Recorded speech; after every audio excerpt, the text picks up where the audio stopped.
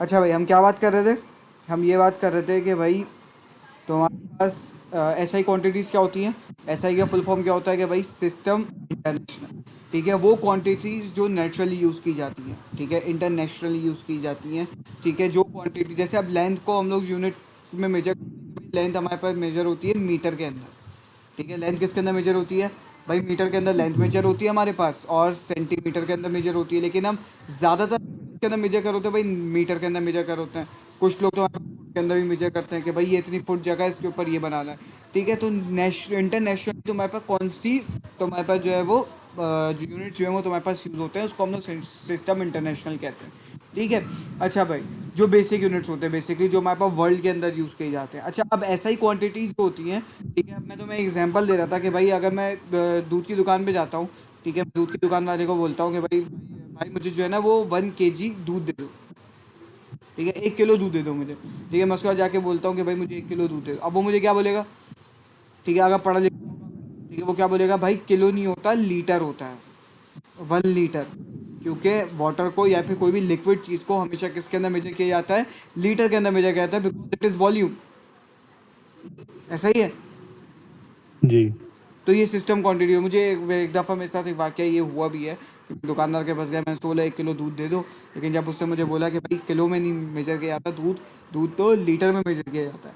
ठीक है, तो ये एक मेल प्रैक्टिस है जो पाकिस्तान में बहुत आम है, और ये तुम्हें शायद तुमने सुनी भी होगी हर जगह, और तुम भी इसी तरह लेते हो। पता है, मैं यहीं पे हाँ। पैदा हुआ था मैं। हाँ, तो तुम यहीं पे पैदा हो तो तुमने सुनी भी होगी। तो that's is known as system जी। इंटरनेशनल, और ये तुम्हारे पास जो है वो बहुत ज़्यादा फायदेमंद भी है। ठीक है, अब तुम्हारे पास जो बेस क्वांटिटीज़ होती हैं, जैसे तुम्हारे पास बेस क्वांटिटीज़ कौन कौन सी होती हैं? बेस क्वांटिटीज़ वो होती हैं जो आम नॉर्मल तुम्हारे पास इजीली यूज़ की जाती हैं, बेस क्वांटिटीज़। ठीक है, अब जल्दी पहले तो मैं लिख देता हूँ सारी क्वांटिटीज़। सबसे पहले मास। ठीक है, फिर तुम्हारे पास लेंथ होता है बेस क्वांटिटीज़ के अंदर, तुम्हारे पास टाइम आता है। ठीक है, फिर तुम्हारे पास करंट आता है। ठीक है, फिर तुम्हारे पास जो है वो टेम्परेचर आता है। ठीक है, फिर तुम्हारे पास अमाउंट ऑफ सब्सटेंस आता है। ठीक है, कितने अमाउंट में क्या सब्सटेंस लिया है तुमने। ठीक है, फिर तुम्हारे पास आता है लिमिट्स इंटेंसिटी। ठीक है, जो इंटेंसिटी जो उसका, तो ये हर जगह ये बेसिक क्वांटिटीज़ होती हैं जो तुम्हारे पास यूज़ की जाती हैं, और ये जो है वो तुम्हारे पास कौन सी होती हैं? ड्राइव नहीं होती हैं। तुम्हारे पास दो क्वांटिटीज़ होती हैं, फंडामेंटल क्वांटिटीज़ होती हैं और एक बेस क्वांटिटीज़ होती हैं। ठीक है, जो फंडामेंटल क्वांटिटीज़ होती हैं वो आगे बताऊंगा वो क्या होती हैं। ठीक है, तो फिर जब हम लोग आगे पढ़ेंगे तो उसको इजीली मैं तुम्हें डिस्क्राइब कर दूंगा कि भाई कौन कौन सी जो है वो फंडामेंटल क्वांटिटीज़ भी होती है। बस याद रखना, फंडामेंटल क्वांटिटी इज वो, ये बेस क्वांटिटीज़ को ना हम लोग दूसरा नाम इसका फंडामेंटल क्वांटिटीज होता है। जो ड्राइव क्वांटिटीज़ होती है ना, जो ड्राइव क्वांटिटी समझ लो फंडामेंटल क्वांटिटी से डिस्क्राइब होकर आती है। जैसे वेलोसिटी है, वेलोसिटी क्या है? ड्राइव क्वांटिटी है। वेलोसिटी का यूनिट क्या होता है? भाई सर वेलोसिटी का यूनिट होता है मीटर सेकंड। अब ये देखो, ये मीटर और सेकंड, ये दोनों इसके अंदर इस्तेमाल किया जाता है। लेंथ का यूनिट भी आ रहा है और सेकंड का यूनिट भी आ रहा है, यानी टाइम का यूनिट भी आ रहा है। ठीक है, टाइम का यूनिट सेकंड भी आ रहा है। ये तुम्हारे पास क्या हो गई? ड्राइव क्वांटिटीज हो गई, क्योंकि ये दूसरे बेस क्वांटिटी से ड्राइव होके आई है। समझ आ गई बात? जी। ये बात पता थी? जी पता थी। नहीं पता थी? कोई मसला नहीं है। मास का यूनिट क्या होता है? केजी। लेंथ का यूनिट अभी बताया, ऐसा यूनिट की बात कर रहा हूँ, मीटर। मीटर। यूनिट क्या होता है? Metre second. सेकंड। करंट का यूनिट क्या होता है? एम्पेयर। एम्पियर। टेम्परेचर का यूनिट क्या होता है? केल्विन। केल्विन। ठीक है, degree centigrade is not a standard unit. Amount of substance बहुत आसान है, जल्दी बताओ क्या होता है? मोल। मोल। मोल। ठीक है, ल्यूमिनस इंटेंसिटी का? ये नहीं पता। ये नहीं पता? नहीं। कैंडेला। ठीक है, अच्छा। ये यूनिट होता है ल्यूमिनस सही। इंटेंसिटी। अच्छा भाई, अब सेकंड थिंग तुम्हारे पास जो मैं तुम्हें डिस्क्राइब करने जा रहा हूँ वो है सिग्निफिकेंट फिगर्स। क्या है? पढ़ा है मैथ्स में इसके बारे में? सिग्निफिकेंट। जी। पढ़ा होगा, रूल्स भी पता होंगे। जी। जी। ठीक है, अब पहला रूल क्या है? पहले तो मैं रिवाइज ही हो जाएगा, अच्छी बात है। चलो, मुझे तो मैथ्स आती नहीं है भाई, सीधी बात है। मैं मेडिकल का स्टूडेंट हूँ, तो मुझे ज़ीरो मैथ्स आती है। ये मतलब तुम्हारे मुकाबले में मुझे ज़ीरो मैथ्स आती है। ऐसा भी नहीं है कि तुम बोलो सर 2+2 नहीं कर सकते आप। ठीक है, तो ऐसा भी नहीं है, मैथ्स आती है लेकिन इतनी नहीं आती। बेसिक मैथ्स मैं भी कर लेता हूँ। ठीक है, अच्छा भाई, सेकेंड थिंग क्या होती है कि भाई पहला रूल क्या है कि भाई ऑल नॉन जीरोज जो तुम्हारे पास होते हैं उनको सिग्निफिकेंट कंसीडर किया जाता है, जितने भी नॉन जीरोज हैं। ठीक है, all non zeros significant consider किया जाता है उनको, ठीक है। जैसे 2, 3, 5, 6 ये सारे क्या है, नॉन जीरोज हैं, तो इनको क्या कंसीडर किया जाएगा, इनको सिग्निफिकेंट कंसीडर किया जाएगा, ठीक है। जो जीरो जो बिटवीन टू नॉन जीरोज आते हैं, ठीक है, जैसे इन दोनों के बीच में जो जीरो आएगा, ठीक है, उसको मैं क्या कंसीडर करूंगा, उसको मैं सिग्निफिकेंट कंसीडर करूंगा, ठीक है। जैसे यहाँ पे लिखा हुआ है 20052, अब यहाँ पे जो बीच में जो जीरोज आए ये क्या हो जाएंगे, सिग्निफिकेंट कंसीडर हो जाएंगे, ठीक है। जो जीरोज लेफ्ट साइड के ऊपर आते हैं, जैसे 0.0034, ये तुम्हारे पास क्या होते हैं, ये वाले जो जीरोज होते हैं ये क्या होते हैं, नॉन सिग्निफिकेंट होते हैं, इनको हम लोग सिग्निफिकेंट काउंट नहीं करते, ठीक है। जैसे अब तुम्हारे पास ये वाला नंबर है 0.0034, अब मैं तुमको पूछूं कि भाई इसके अंदर कितने सिग्निफिकेंट फिगर है, तो तुम बताओगे सर इसके अंदर 2 सिग्निफिकेंट फिगर है, क्यों, क्योंकि रूल के हिसाब से हम लोग जीरो को क्या नहीं करते, काउंट नहीं करते, जो लेफ्ट साइड वाले जीरोज होते हैं उनको, ठीक है। समझ आ सही। गई बात। अब मैं तुमसे पूछूं कि जी। भाई ये बताओ इसके अंदर कितने सिग्निफिकेंट फिगर्स हैं, जल्दी जल्दी बताओ। 4। 4 सिग्निफिकेंट फिगर्स हैं इसके अंदर, ठीक है। अब मैं तुमसे पूछूं कि भाई ये बताओ मेरे पास इसके अंदर कितने सिग्निफिकेंट फिगर्स हैं, 5। 5 सिग्निफिकेंट फिगर्स हैं, ठीक है। मैं तुमसे पूछूं कि भाई मेरे पास ये बताओ 0.6052, इसके अंदर कितने, 4। 4 सिग्निफिकेंट फिगर्स हैं, ठीक है, ठीक है। अच्छा भाई अब तुम्हारे पास क्या होता है, जो एंड ऑफ द नंबर के ऊपर जीरो आते हैं, जैसे 600 नंबर लिखा हुआ है, ठीक है। ये तुम्हारे पास जो है ना, जैसे 600 ये नंबर लिखा हुआ है, अब इसके अंदर कितने सिग्निफिकेंट फिगर्स होंगे, 3। इसके अंदर होगा एक, ऐसा अच्छा। ही है, सही।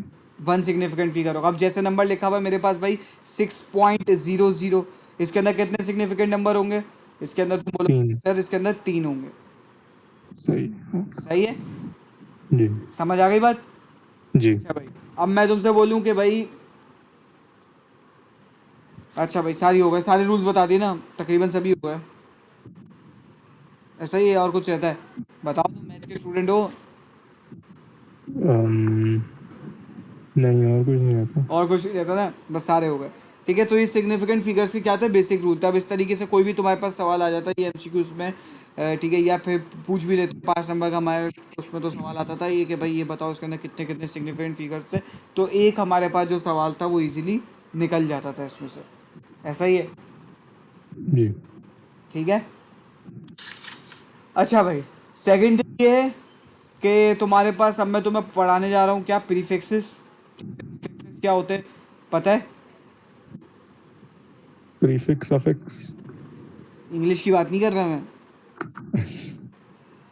ये तुम प्रीफिक्स बता दो। अच्छा, वो सेंटी, मिली। जी जी जी, सेंटी और ये सब ये सफिक्स होते हैं, प्रीफिक्स जो होता है वो तुम्हारे पास मतलब मल्टीपल्स और लार्जर नंबर्स को जो है वो मतलब अच्छा। बड़े बड़े नंबर लिखे होते हैं, जैसे 600 इस तरीके से नंबर लिखा हुआ होता है, तो इस नंबर को कंडेंस फॉर्म के अंदर करके दिखा देते हैं, तो उसको हम लोग क्या नाम देते हैं, प्रीफिक्स नाम देते हैं। जैसे ये कितने जीरो हैं, 1 2 3 4 5 6 जीरो हैं, तो मैं 6 एक्सपोनेंट 6 करके लिख दूँ, ठीक है। तो ये तुम्हारे पास क्या कहलाते हैं, फिक्स प्रीफिक्स कहलाते हैं, साइंटिफिक नोटेशंस होती हैं जो यूज़ की जाती हैं। अच्छा इसका फिजिक्स के अंदर क्या रोल सर, इसका तो मैथ्स के अंदर रोल होता है, नहीं इसके अंदर फिजिक्स के अंदर ये रोल होता है कि कहीं भी तुम्हें दिया हुआ हो ये सेंटीमीटर, अब सेंटी इज़ नॉट अ ऐसा यूनिट, तो उसको तुम्हें मीटर के अंदर कन्वर्ट करना पड़ेगा, ठीक है। तुम्हें दिया हुआ है कि भाई टेराबाइट टीवी दिया हुआ है, ठीक है, अब तुम्हें उसको बाइट्स के अंदर कन्वर्ट करना पड़ेगा, ठीक है। तुम्हें दिया हुआ है कि भाई किलोग्राम, ठीक है, केजी, किलोग्राम, अब तुम्हें उसको अगर स्टैंडर्ड के अंदर आना है तो तुम्हें उसको ग्राम के अंदर कन्वर्ट करना पड़ेगा, ठीक है। तो ये तुम्हारे पास जो है फिजिक्स के अंदर यूज़ होते हैं। अब लिखना चाहो तो अपने पास लिख सकते हो, नहीं लिखना चाहो तो अपने पास नहीं लिखो, अगर तुम्हें जहानत तुम्हारी इतनी अच्छी है तो, ठीक है।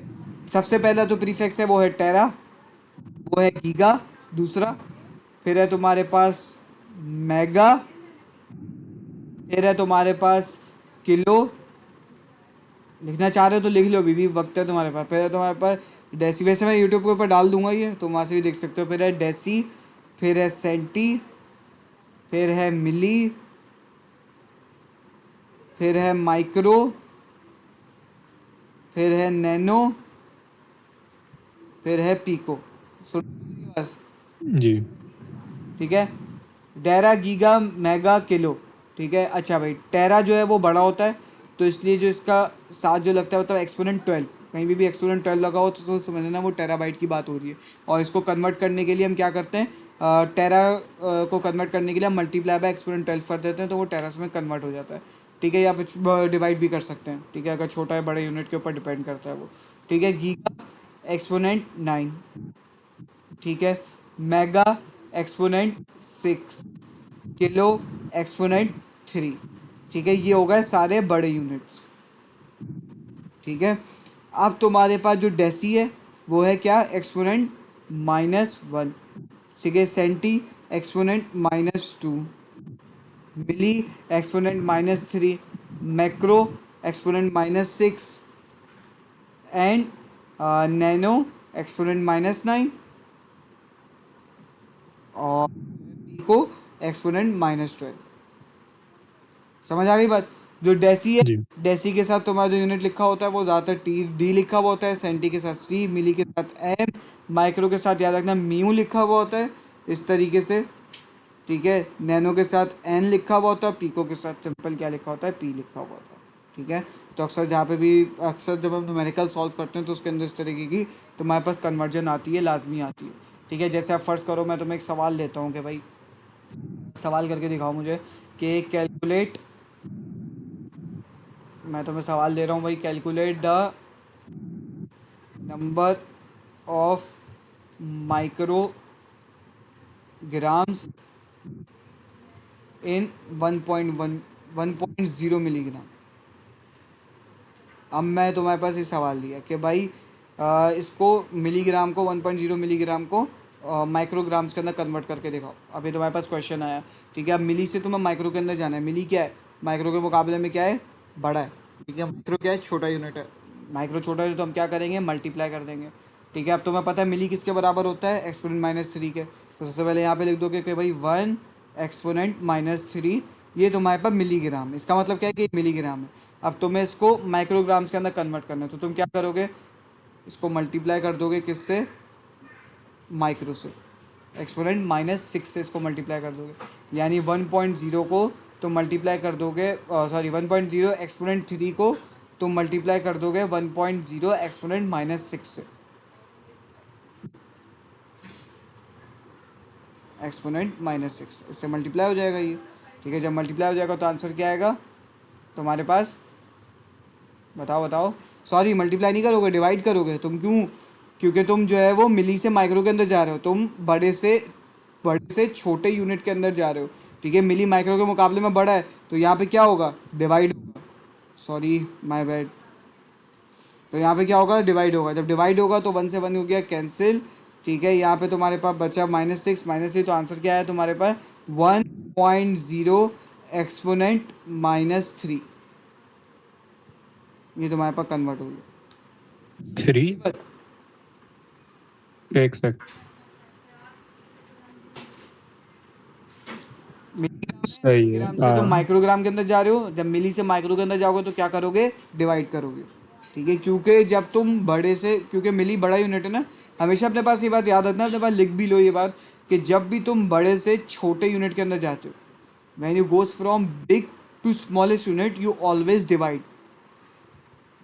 ठीक है, लेकिन जब तुम छोटे से बड़े यूनिट के अंदर जाते हो तो तुम मल्टीप्लाई करते हो। जब मैं माइक्रो से अगर मिली के अंदर जाता था तो मैं मल्टीप्लाई करता। अब मैंने सवाल सही से देखा नहीं, अक्सर यही बच्चे गलती करते थे जो मैंने अभी गलती करी है, कि वो सवाल सही से पढ़ते नहीं है। ठीक है, अगर तुम्हें सीक्वेंस याद होगी ना कि बड़ा कौन सा है छोटा कौन सा, तुम्हारे सामने माइक्रो कौन सा यूनिट है, छोटा यूनिट है मिली के मुकाबले, क्योंकि -6 की बात हो रही है ना। अब माइक्रो क्या है, मिली क्या है, बड़ा यूनिट है। ठीक है, तो जब भी मैं तुम्हारे पास अभी क्या गया, मिली से माइक्रो के अंदर गया, यानी बड़े से छोटे यूनिट के अंदर जाऊंगा तो मैं डिवाइड करूंगा। जब मैं माइक्रो से मिली के अंदर जाता तो मैं मल्टीप्लाई। अपने पास लिख लेना, ये बात बहुत काम की बात है।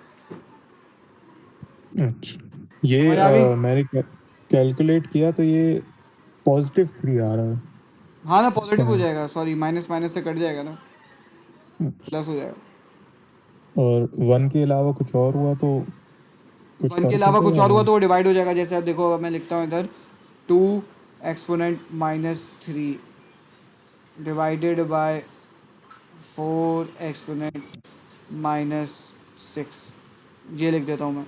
इसको कैसे सॉल्व करोगे, पुट करो कैलकुलेटर में, इसको पुट करो इसको कैलकुलेटर में। जा रहा हूँ। माइनस से माइनस हो गया कैंसिल, ये हो गया, ऊपर गया तो ये गया, ये माइनस था, ये प्लस हो गया, ये हो गया तुम्हारे पास, यहाँ पे 3 आ जाएगा, +3। ठीक है, 2 1 ज़ा 2, 2 2 ज़ा 4, ये हो गया 1/2, 1/2 एक्सपोनेंट माइनस एक्सपोनेंट 3।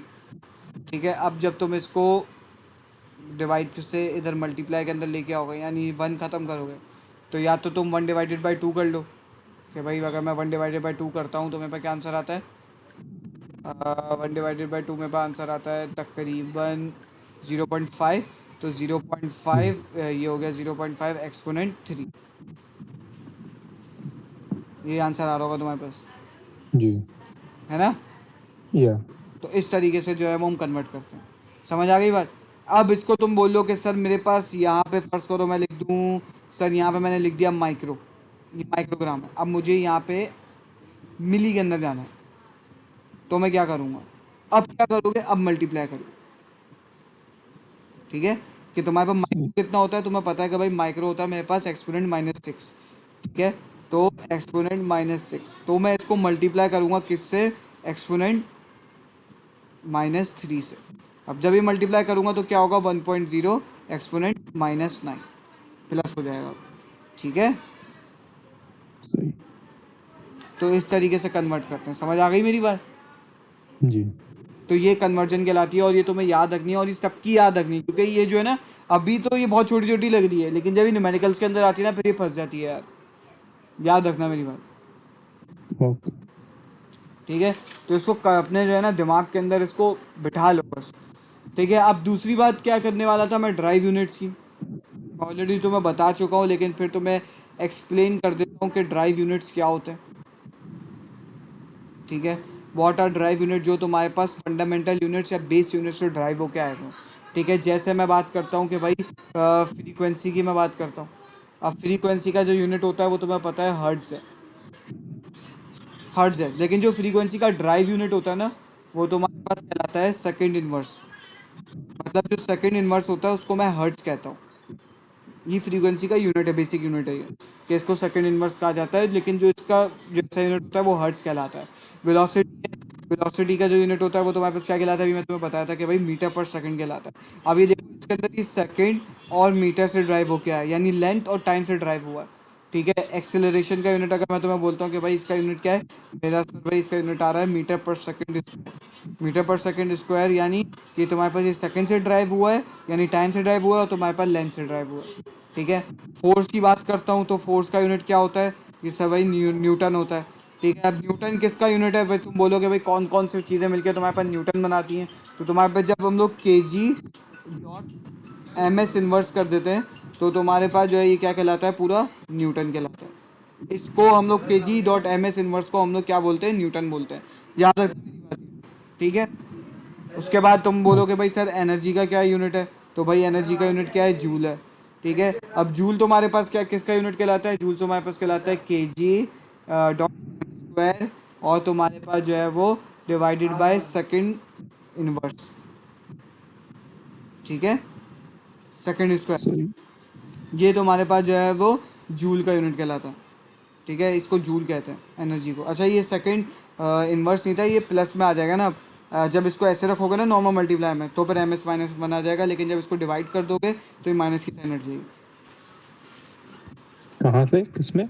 यहाँ पर ये देख रहे हो, ये जो मैंने लिखा हुआ है ना, ये kg.m है, डॉट का मतलब क्या है, मल्टीप्लाई, और जब इसको डिवाइड की साइन कराओगे ms हो जाएगा ये। ठीक है, लेकिन जब इसको मल्टीप्लाई के अंदर रखोगे तो ये ms-1 हो जाएगा। ठीक है, सही। लेकिन फोर्स का तो एक्सेलरेशन के साथ होता है ना? नहीं एक्सेलेरेशन के साथ नहीं होता, -1 के साथ होता है ओके। फोर्स का। फोर्स के यूनिट की बात कर रहे हो तुम, जी। एक मिनट रुको। फोर्स का यूनिट -2 मेरे ख्याल से, हाँ ms-2 होता है, सॉरी ms-1 फिर किसका, मोमेंटम का होता है मेरे ख्याल से, हाँ। एक मिनट रुको, इसका स्क्वायर होता है, जी। होता है ना p, मोमेंटम, मोमेंटम का जो यूनिट होता है वो क्या होता है, वैसे यूनिट मोमेंटम का होता है न्यूटन इंटू सेकेंड। अब यहाँ पे 1 सेकेंड ऐड हो जाएगा ना एक्स्ट्रा, तो इससे मोमेंटम का जो यूनिट होता है ना वो केजी डॉट मीटर पर सेकेंड स्क्वायर होता है। मीटर, सॉरी, ये मोमेंटम का यूनिट होता है न्यूटन, हाँ, केजी डॉट मीटर पर सेकेंड ये मोमेंटम का यूनिट है। और तुम्हारे पास जो है ये फोर्स जो है ये एक्सीलरेशन वाला unit, ये केजी एम एस स्क्वायर। ठीक है, सेकंड तुम्हारे पास, अच्छा हुआ तुमने याद दिला दिया मुझे। देन तुम्हारे पास पे पावर की बात आती है, पावर का यूनिट तुम्हारे पास वॉट कहलाता है। ठीक है, होता वॉट है लेकिन इसको जो लिखा जाता है वो केजी एम स्क्वायर, और जो है वो तुम्हारे पास पावर का केजी एम स्क्वायर और सेकंड -3, ये कहलाता है पावर का यूनिट। ठीक है, देन सेकंड तुम्हारे पास इलेक्ट्रिक चार्ज होता है। चार्ज का यूनिट तुम्हें पता क्या होता है? चार्ज का यूनिट बताओ जल्दी जल्दी। कूलम। कूलम। यूनिट क्या होता है? कूलम। ठीक है, Q for charge and coulomb. ठीक है, तुम्हारे पास जो है वो पोटेंशियल डिफरेंस यानी वोल्टेज का जो यूनिट होता है वो वोल्ट कहलाता है। और जो वोल्ट होती है इसकी पूरी डेरिवेशन होती है वोल्टेज की। 1 वोल्ट किसके बराबर होता है? वैसे मैं तुम्हें बता देता हूँ कि 1 वोल्ट किसके बराबर होता है। 1 वोल्ट बराबर होता है केजी एम स्क्वायर सेकेंड -3 और ए इनवर्स, ये बराबर होता है पूरा वोल्ट के। ठीक है, इलेक्ट्रिकल रेजिस्टेंस किसके बराबर होती है? रेजिस्टेंस बराबर होती है किसके? ओहम के। ओहम कहते हैं ना रेजिस्टेंस को। जी। ठीक है, ओहम का यूनिट किस तरीके से, इस तरीके से लिखा जाता है। अब ओहम किसके बराबर होता है? ओहम बराबर होता है, उसका भी तुम्हें डेरिवेशन में तुम्हें बता देता हूँ कि भाई केजी एम स्क्वायर सेकेंड -3 और ए -2। समझ आ गई बात? ये सारी तुम्हारे पास ड्राइव क्वांटिटीज है। ठीक है, I hope so you got it. जी। सारी चीज़ें समझ आ रही हैं अब तक? आई एम सॉरी यार, मुझसे थोड़ी सी इसमें बीच में गलती हो गई, क्योंकि जो है मैं असल में बहुत देर से पढ़ा रहा हूँ। I am so hectic. मैं जो है दोपहर जो है वो 3:30-4 बजे से पढ़ा रहा हूँ, और अब ये टाइम हो गया 9 बज रहे हैं। जी सही है, सो नो हेक्टिक, प्रॉब्लम। तो मैं सारी चीज़ें जो है ना मिक्स कर रहा हूँ अपने अंदर। अभी मैं फिजिक्स की क्लास लेके हटा हूँ असल में ना, तो जिस वजह से थोड़ा सा प्रॉब्लम हो रही है। अदरवाइज़ जो है वो ऐसे की प्रॉब्लम मेरे साथ होती नहीं है। अच्छा भाई, यहाँ तक चीज़ें समझ आ गई सारी? जी। I hope so. फिलहाल मेरे ख्याल से इतना ही रखें तो ज़्यादा बेहतर है, या फिर तुम बोलोगे जी। थोड़ा सा और पढ़ा दें तो मैं पढ़ा दूंगा, कोई इशू नहीं है मुझे। नहीं नहीं, सही है। इतना सही है? जी। ठीक है, तो 1 मिनट हो गया, रिकॉर्डिंग ऑफ कर दूँ?